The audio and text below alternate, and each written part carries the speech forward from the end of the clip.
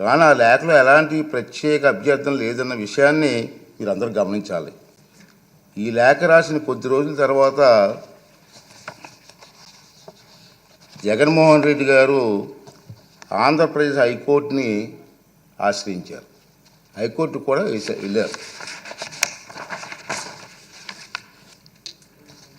విచిత్రం ఏమిటంటే తనకు ప్రతిపక్ష నాయకుడిగా ప్రకటించవలసిందిగా శాసనసభ కార్యదర్శిని, స్పీకర్ కార్యదర్శిని ఆదేశించాలని ఆ రిట్ పిటిషన్లో విజ్ఞప్తి చేశారు. జగన్మోహన్ రెడ్డి గారు పిటిషన్ ఇంకా విచారణ అర్హత కలిగి ఉన్నదో లేదో అని నిర్ధారించే దశలోనే ఉంది. ఇంకా రిట్ పిటిషన్ వేసే అర్హత ఉందా లేదా మీకు అని చెప్పి ఆ దశలోనే ఇంకా ఉంది. ఈ పిటిషన్లో వైఎస్ జగన్మోహన్ రెడ్డి గారు స్పీకర్ను, శాసన వ్యవహారాల మంత్రిని ప్రతివాదులుగా చేర్చినప్పటికీ ఆ ఇద్దరిని మినహాయించాలని గౌరవ అడ్వకేట్ జనరల్ గారు చేసిన సూచనతో గౌరవ న్యాయస్థానం ఏకీభవించింది.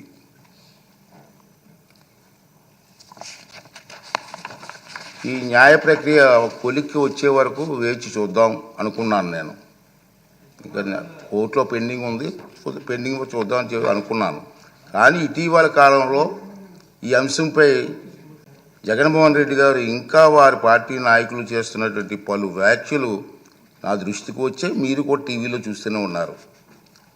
గౌరవ హైకోర్టు స్పీకర్కు సమన్లు జారీ చేసిందని, ఉత్తర్వులు జారీ చేయాలని స్పీకర్ను ఆదేశించిందని జగన్మోహన్ రెడ్డి చేస్తున్న వార్తలు వచ్చాయి. నిజానికి ఈనాటి వరకు హైకోర్టు జగన్మోహన్ రెడ్డి చేసినటువంటి పిటిషన్ విచారణ అర్హత ఉందో లేదో నిర్ధారణే ఇంకా జరగలేదు. వైఎస్ జగన్మోహన్ రెడ్డి గారు ఈ రకమైనటువంటి తప్పుడు ప్రచారం చేయడంలో ఆశ్చర్యపడవలసిన పని ఏమీ లేదని నేను అనుకుంటున్నాను.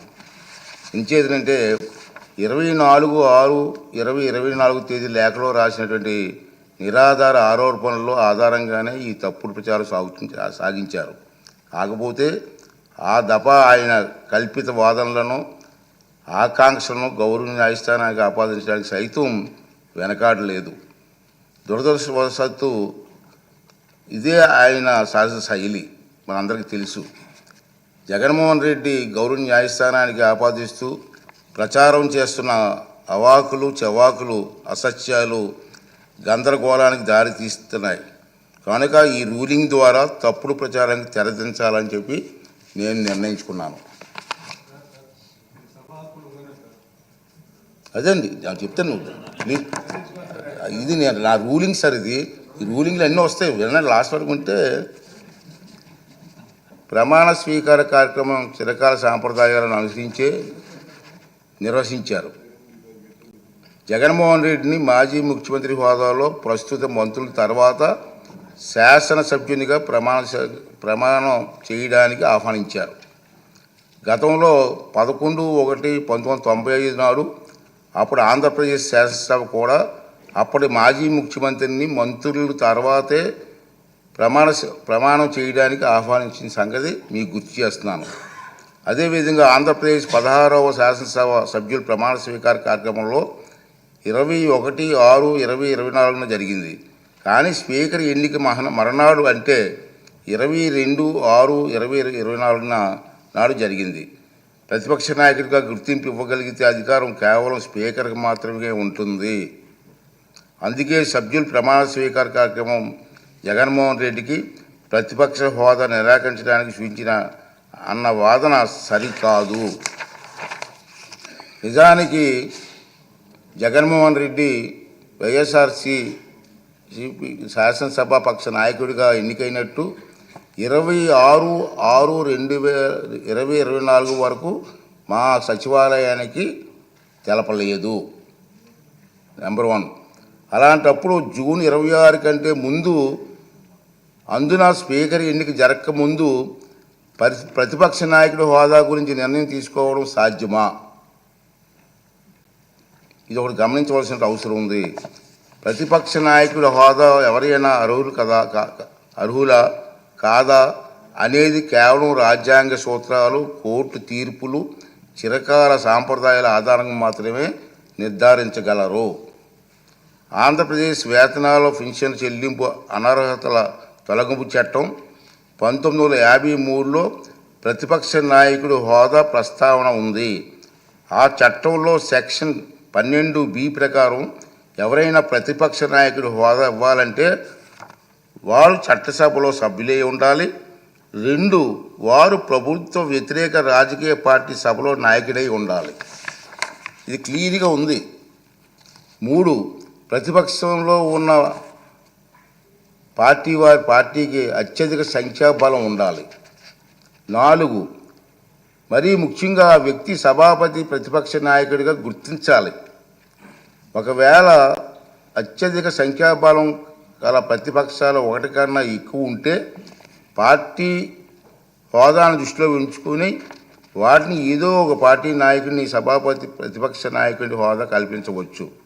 ఈ విషయంలో సభాపతి నిర్ణయానికి తిరుగుండదని సెక్షన్ 12B చెబుతుంది.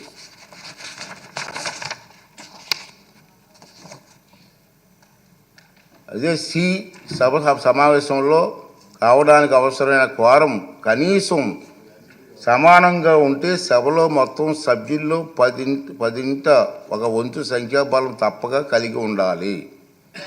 ఈ చరిత్రాత్మక డైరెక్షన్ను పార్లమెంట్లో ఆంధ్రప్రదేశ్ శాసనసభతో సహా అన్ని రాష్ట్రాలు చట్టసభల్లోని పాటిస్తున్నారు. గతంలో ఆంధ్రప్రదేశ్ శాసనసభ స్పీకర్ కూడా ఇలాంటి డైరెక్షన్ను నెంబర్ 56 జారీ చేశారు. ఈ డైరెక్షన్కు మూలాలు రాజ్యాంగం చూస్తే 103, 189(3) అధికారంలో ఉన్నాయి. చట్టసభల నిర్వహణ కనీసం 10% సభ్యులు హాజరును వారంగా ఈ అధికారంలో నిర్దేశించారు. ఆంధ్రప్రదేశ్ వేతనాల పెన్షన్ చెల్లింపు అనర్హత తొలగింపు చట్టం 1953 ప్రకారంగా విచక్షణ అధికారాలు వినియోగించే సందర్భంలో స్పీకర్కు మార్గం చూపేది ఈ డైరెక్షనే. ఆంధ్రప్రదేశ్లో 1972-77 మధ్యకాలంలో 5వ శాసనసభను, 1994-99 మధ్యకాలంలో 10వ శాసనసభను ఏ ఒక్క ప్రతిపక్ష పార్టీకి ఎన్నికల్లో కనీసం 10% సీట్లు రాలేదు. కనుక ఎవరికి ప్రతిపక్ష నాయకుడిగా గుర్తింపు దక్కలేదు. అలాగే 5, 7, 8, 16, 17వ లోక్సభలలోనూ 10% సూత్రాన్ని పాటించడంతో ప్రతిపక్ష నాయకుడిగా ఎవరు గుర్తింపు పొందలేకపోయారు. ఇటీవల పొరుగులో ఉన్న తెలుగు రాష్ట్రాల్లో 2021-2019 ప్రతిపక్షంలో ఉండే అతిపెద్ద పార్టీ నాయకుడు ప్రతిపక్ష నాయకుడిగా సభాపతి గుర్తింపు ఇచ్చారు. కానీ కొద్ది నెలల తర్వాత 9/6/2019 తన సభలో ఆ ప్రతిపక్షానికి సంఖ్యాబలం 10% కంటే తగ్గిందన్న నిర్ధారణకు రాగానే సభాపతి ప్రతిపక్ష నాయకుని ఇచ్చిన గుర్తింపును ఉపసంహరించుకున్నారు. అలాగే 8వ లోక్సభలో తెలుగుదేశం పార్టీకి 10% సంఖ్యాబలం లేకపోయినా పి. ఉపేంద్ర గారిని ప్రతిపక్ష నాయకుడిగా గుర్తింపు లభించిందన్న మాట కూడా అవాస్తవం. మనం మాట్లాడుతున్నాం టీవీలో ఉపేంద్ర గారికి ఇచ్చారు కదా మీరని. అది వాస్తవం కాదు. నేను రికార్డ్ అంతా వెరిఫై చేయించాను. అది వాస్తవం కాదు. పి. ఉపేంద్ర గారు ఆనాటి సభాపతి టీడీపీ గ్రూపు నాయకుడికి మాత్రమే నిర్ణయించారు. దాన్ని ఇతను ఇష్టం వచ్చినట్టుగా అవాస్తవాలు మాట్లాడే పరిస్థితికి వచ్చింది. ఈ వాస్తవాలను సాంప్రదాయాలను దృష్టిలో ఉంచుకుంటే 175 మంది సభ్యులున్న నేటి ఆంధ్రప్రదేశ్ శాసనసభ అతిపెద్ద ప్రతిపక్ష పార్టీకి కనీసం 18 మంది సభ్యులుంటే తప్ప ప్రతిపక్ష నాయకుడి హోదా రాదని అందరికీ అర్థమవుతుంది. ఈ నిబంధనలు సాంప్రదాయాల ఉదాహరణలో జగన్మోహన్ రెడ్డికి తెలియదని చాలామంది అనుకుంటున్నారు. కానీ తప్పు తెలుసు. తెలుసు. ఎందుకంటే 2019 జూన్ 13న ముఖ్యమంత్రి హోదాలో ఆయన ఇదే సభలో ప్రసంగిస్తూ చెప్పిన మాటలు మనందరం గుర్తు చేసుకోవాల్సిన అవసరం ఉంది. చంద్రబాబు నాయుడు గారికి 23 మంది శాసనసభ్యులు ఉన్నారు, ఒక 5 కానీ లాగేస్తే ఆయనకు 18 మంది కూడా ఉండరేమో, ఈ హోదా 17 మంది ఉంటారు, అప్పుడు ఆయన ప్రతిపక్ష నాయకుడు స్టేటస్ కూడా ఉండదని చెప్పి ఇదే జగన్మోహన్ రెడ్డి గారు ఈ హౌస్లో మాట్లాడిన సంగతి మీ అందరికీ తెలుసు. మరి అది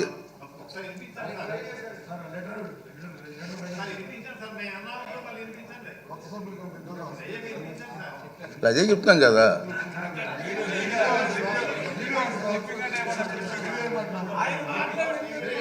ఆయన మాటలు వినిపించాలా? అయితే మరి రికార్డు చేయాలి, మరి వినిపిద్దాం.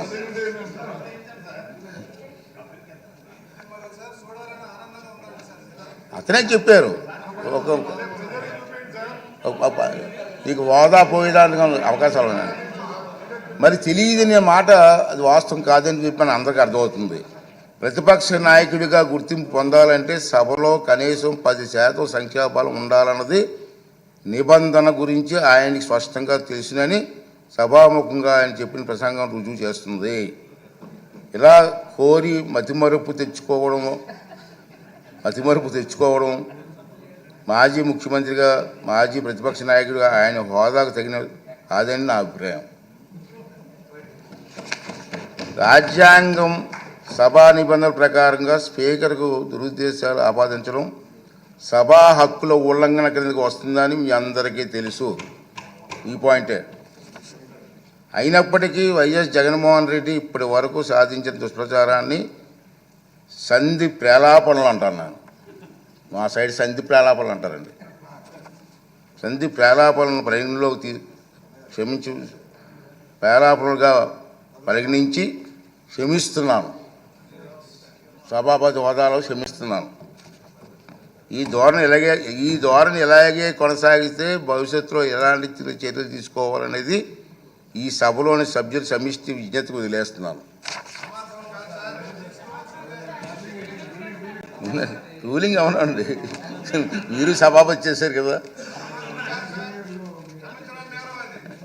ఈ సందర్భంగా మహానుభావుడు శ్రీ నందమూరి తారక రామారావు గారి ప్రజాసేవలో ఉన్నవారికి చెప్పిన తారక మంత్రం గుర్తు చేసుకుందాం. తారక మంత్రం సార్, ప్రజలే దేవుళ్ళు, సమాజమే దేవాలయం. ఈ శాసనసభ ప్రజలు అనేక దేవుళ్ళు నేరుగా ఎన్నుకున్న దేవాలయం. మళ్ళీ ఒకసారి రిపీట్ చేస్తాను, ఈ శాసనసభ ప్రజలు అనే దేవుళ్ళు నేరుగా ఎన్నుకున్న దేవాలయం. ఇది మనకు దేవాలయం లాంటిది. స్పీకర్గా నా బాధ్యత ఈ దేవాలయానికి నేను పూజారిగా పనిచేస్తున్నాను మాత్రమే, అంతే కదండి. దేవుడు తిరస్కరించిన వరాన్ని పూజారి నుండి ఆశించడం ఎంత తప్పు కదండి. దేవుడి నిర్ణయం, నీకు 11 మంది ఇచ్చాడు, నన్ను ఏం చేస్తాను? పూజారికి నేను ఏం చేయగలను?